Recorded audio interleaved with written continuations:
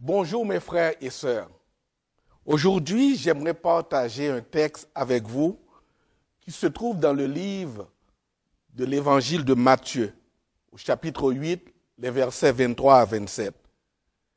Je l'ai intitulé « Distant mais proche ».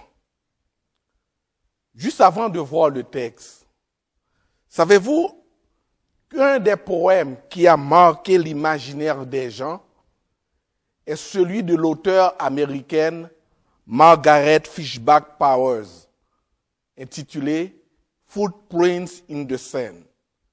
Ceci est traduit par « Empreintes dans le sable ». La version française en prose se lit comme suit. Une nuit, un homme fit un rêve. Il rêva qu'il marchait sur le sable en compagnie de Dieu. Les images de sa vie défilaient dans le ciel. À chaque image, il y a eu des empreintes de pas dans le sable. 2 lui appartenaient et 2 autres appartenaient à Dieu. Quand les dernières images se sont déroulées devant lui, l'homme s'est retourné et regarda les empreintes laissées derrière eux. Il remarqua alors que de nombreuses fois au cours du chemin de sa vie, il n'y avait qu'une seule paire d'empreintes sur le sable et que c'était précisément aux moments les plus tristes et les plus pénibles de sa vie. Il en fut profondément troublé et demanda à Dieu, « Seigneur, tu m'avais dit que si nous marchions sur le même chemin, tu resterais toujours à mes côtés. Mais je constate que pendant les moments les plus pénibles et les plus difficiles de ma vie, je marchais seul, car il n'y a qu'une seule paire d'empreintes sur le sable. Je ne comprends pas pourquoi tu n'étais pas là quand j'en avais le plus besoin. » Le Seigneur lui répondit, « Mon très cher enfant, je t'aime, et je ne t'ai jamais laissé seul quand tu as eu le plus besoin de moi. Lorsque tu ne vois qu'une seule paire d'empreintes dans le sable, c'était la mienne. C'est parce que je te porte dans mes bras. » Ce poème me rappelle ce que Moïse a dit aux enfants d'Israël lorsqu'ils étaient dans la plaine de Moab, avant que Moïse monte sur le mont de Nebo pour aller finir ses jours.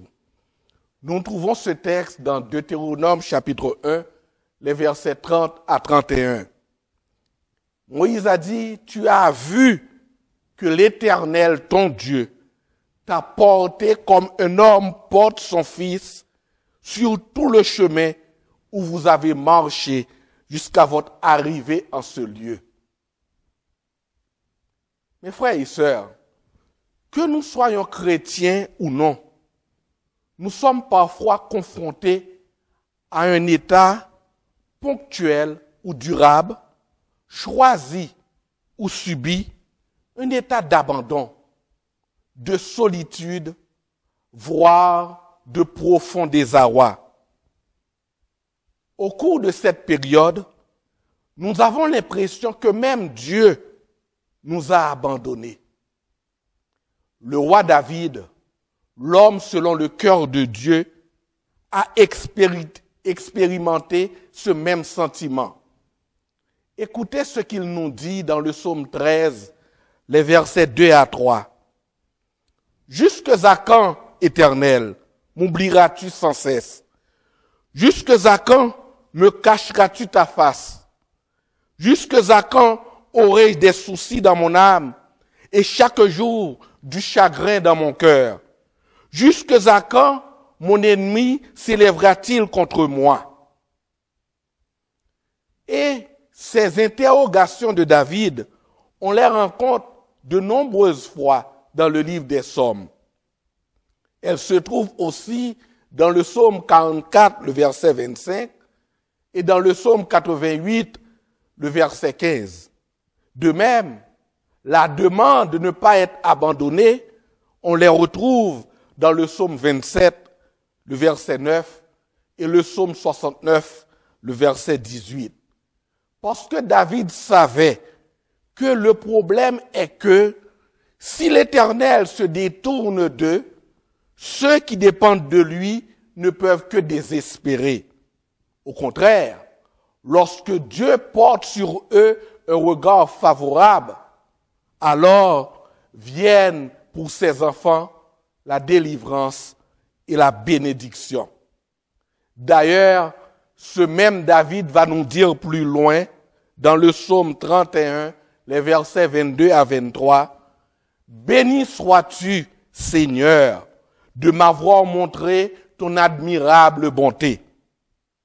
À moi qui étais comme une ville assiégée, j'étais troublé au point de dire, me voilà chassé loin de ton regard.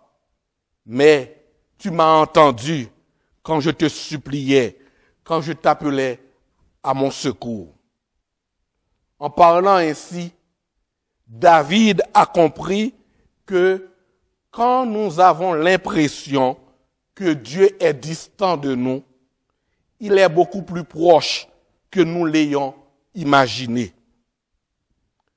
Le texte que je vous invite à voir avec moi va nous présenter les disciples de Jésus dans une situation tout à fait semblable. Il se trouve dans Matthieu chapitre 8, les versets 23 à 27. On va lire le texte d'abord. Jésus monta dans la barque et ses disciples le suivirent. Soudain, une grande tempête s'éleva sur le lac, si bien que les vagues recouvraient la barque. Mais Jésus dormait. Les disciples s'approchèrent de lui et le réveillèrent en criant, « Seigneur, sauve-nous, nous allons mourir. » Jésus leur répondit, « Pourquoi êtes-vous si effrayés? Comme votre foi est faible. » Il se leva, parla sévèrement au vent et au lac, et il se fit un grand calme. Tous étaient stupéfaits et disaient, « Qui est-il pour que même les vents et les flots lui obéissent? » Juste avant d'entrer dans le texte, on va le mettre dans son contexte. Après son premier long discours que nous voyons dans les chapitres 5 à 7 de l'évangile de Matthieu, ce long discours est dénommé le Sermon sur la montagne. Nous voyons Jésus descendre de la montagne dans le chapitre 8. Ensuite, il alla guérir des malades. Dans ce même chapitre, nous voyons Jésus qui alla tempérer l'ardeur, refroidir un peu l'enthousiasme de la foule qui le suivit, en posant dès le départ les conditions pour devenir son disciple. Jésus leur dit, cela requiert un engagement total.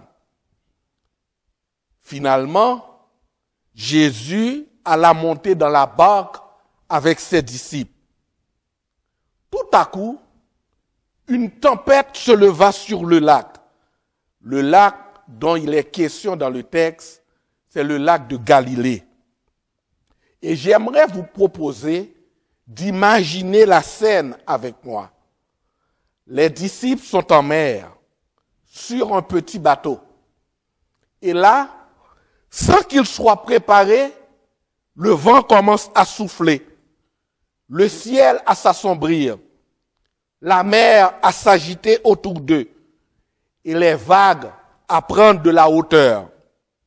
Une tempête est là et elle s'abat sur eux et sur leur petite embarcation, sans qu'ils l'aient vu venir. Les disciples ne font pas le poids, ni leur petit bateau, face à une mer déchaînée. Un petit bateau qui peut être renversé ou englouti par n'importe quelle vague. Telle est la situation.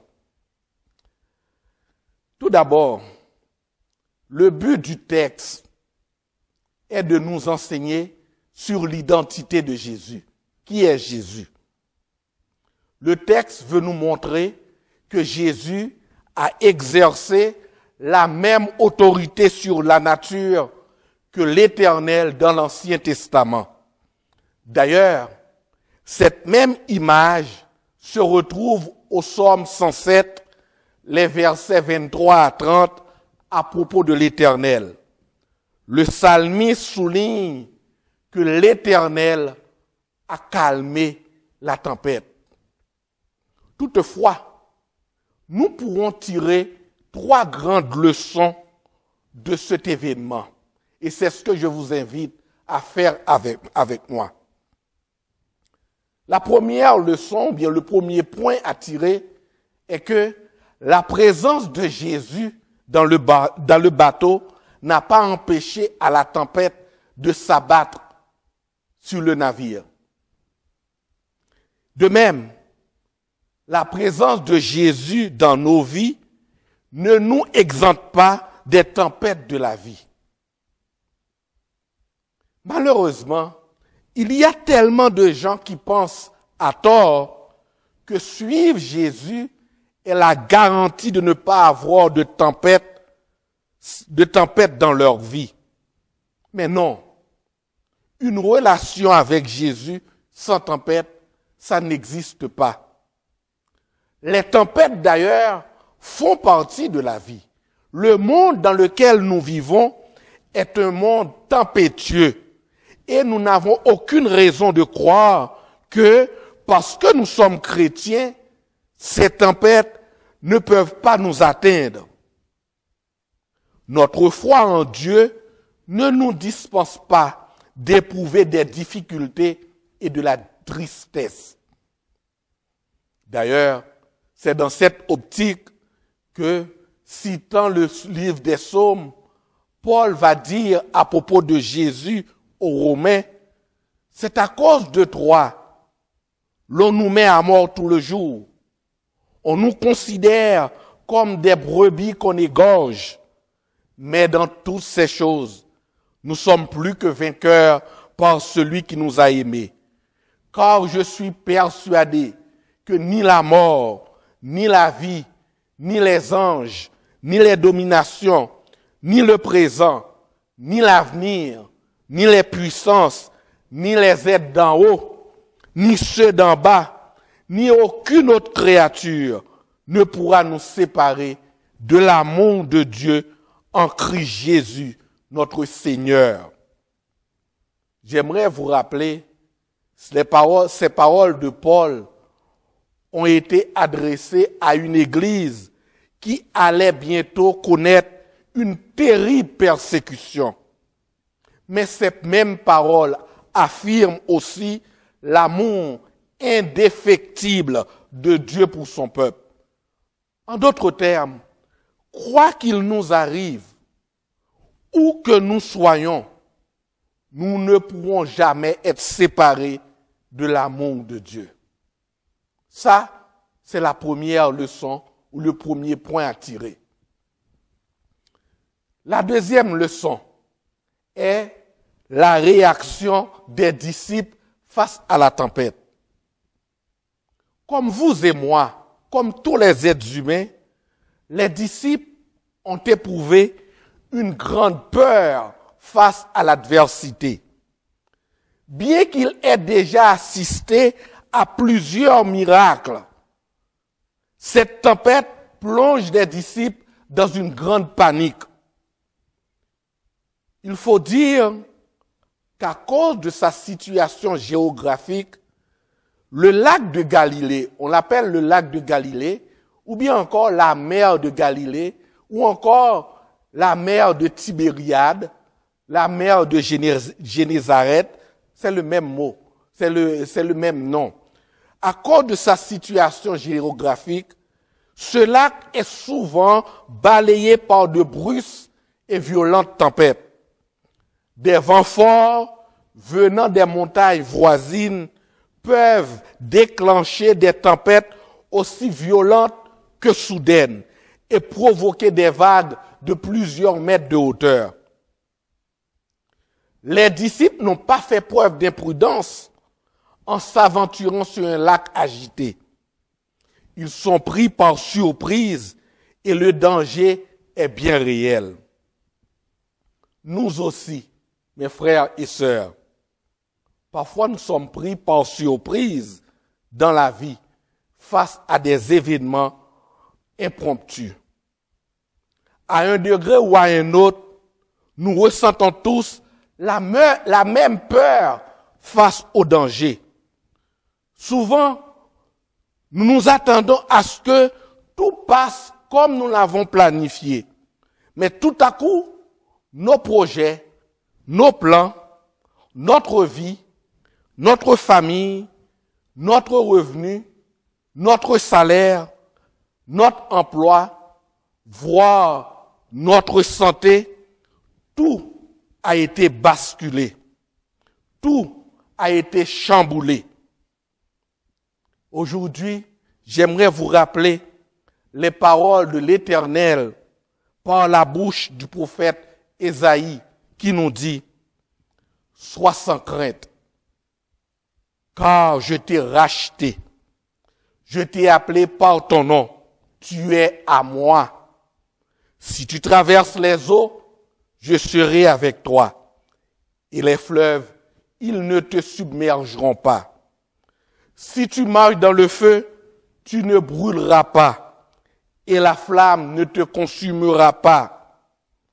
Car je suis l'Éternel, ton Dieu, le Saint d'Israël, ton Sauveur. » Ce que l'Éternel, notre Dieu, veut nous faire comprendre à partir de ce texte tiré du livre du prophète Ésaïe au chapitre 43, les versets 1 à 3, c'est que il est là, à côté de nous, non pour nous mettre à l'abri des épreuves, mais pour nous aider à les traverser victorieusement.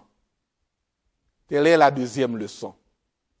La dernière leçon et la troisième est que Jésus a exaucé la prière des disciples en dépit de leur faible foi. Mes frères et sœurs, j'aimerais vous rappeler que la foi n'est pas un tranquillisant, ce n'est pas un sédatif qu'on prend. La foi est encore moins ce que les autres disent, l'opium du peuple. La parole de Dieu nous enseigne que la foi est une ferme assurance des choses qu'on espère et une démonstration de celles qu'on ne voit pas. C'est Hébreux chapitre 11, le verset 1. Et arrivé au verset 6, l'auteur nous dit, il faut que ceux et celles qui s'approchent de Dieu croient que Dieu est, que Dieu existe et qu'il est celui qui va récompenser tous ceux et toutes celles qui le cherchent. En d'autres termes, mes frères et sœurs, le point de départ de la foi est de croire en la personne de Dieu. Dieu est qui il dit être. Ensuite, il faut croire en ses promesses. Dieu va faire ce qu'il dit. Il est impossible que Dieu mente. Notre Dieu ne ment jamais. Lorsque nous croyons que Dieu va accomplir ses promesses, sans pour autant les voir se concrétiser, nous démontrons par là la réalité de notre foi. J'aimerais vous rappeler que toi et moi, nous aurons tous à traverser des orages dans notre vie, où nous aurons le sentiment que Dieu ne peut ou ne veut pas intervenir. Mais pourtant, quand nous comprenons vraiment qui il est, nous prenons conscience qu'il maîtrise aussi bien les orages de la nature que ceux de notre cœur. La puissance de Jésus a calmé cette tempête. Mais cette même puissance peut nous aider à traverser les épreuves de notre vie. Je vais terminer avec cette promesse que Dieu nous a faite, qui se trouve dans le psaume 34, les versets 18 à 20. Il nous dit, « Quand les justes crient, l'Éternel entend, et il les arrache à toute leur détresse. L'Éternel est près de ceux qui ont le cœur brisé, et il sauve ceux qui ont l'esprit dans l'abattement. De nombreux malheurs atteignent le juste, mais de tous, l'Éternel le délivre. » En résumé, frères et sœurs, le Seigneur n'est jamais distant de nous, particulièrement aujourd'hui, dans les moments difficiles. Il est près de nous, il est tout proche, prêt à intervenir. Courbons-nous pour la prière. Éternel notre Dieu, toi qui as dit par la bouche du prophète Ésaïe, pourquoi dis-tu, Jacob? Pourquoi répètes-tu, Israël? Ma destinée est cachée à l'Éternel, mon droit passe inaperçu de Dieu. Ne l'as-tu pas reconnu? Ne l'as-tu pas entendu? C'est le Dieu d'éternité, l'Éternel, qui a créé les extrémités de la terre. Il ne se fatigue pas, il ne se lasse pas. Son intelligence est insondable. Il donne de la force à ceux qui sont fatigués. Il remonte la vigueur de ceux qui tombent en défaillance. Les adolescents se fatiguent et se lassent. Les jeunes hommes chancellent. Mais ceux qui se confient en l'Éternel renouvellent leur force. Ils prennent leur vol comme les aigles. Ils courent et ne se lassent pas. Ils marchent et ne se fatiguent pas. Notre Dieu, aujourd'hui, je voudrais te demander, dans ta grande bonté, dans ta grande miséricorde, de remonter la vigueur de nos frères et sœurs, de tous ceux qui tombent en défaillance, soit à cause de la situation dans laquelle nous vivons, soit à cause d'autres problèmes, ou bien des problèmes qui sont venus à chaque jour. Père du ciel, écoute leurs prières et exauce-les. Garde-nous en ta présence, soutiens ton Église. Je veux prier pour chacun de tes enfants en ce moment, afin que tu les aides à traverser ces moments avec joie, mais surtout avec foi. Nous te le demandons au nom de ton Fils Jésus. Amen.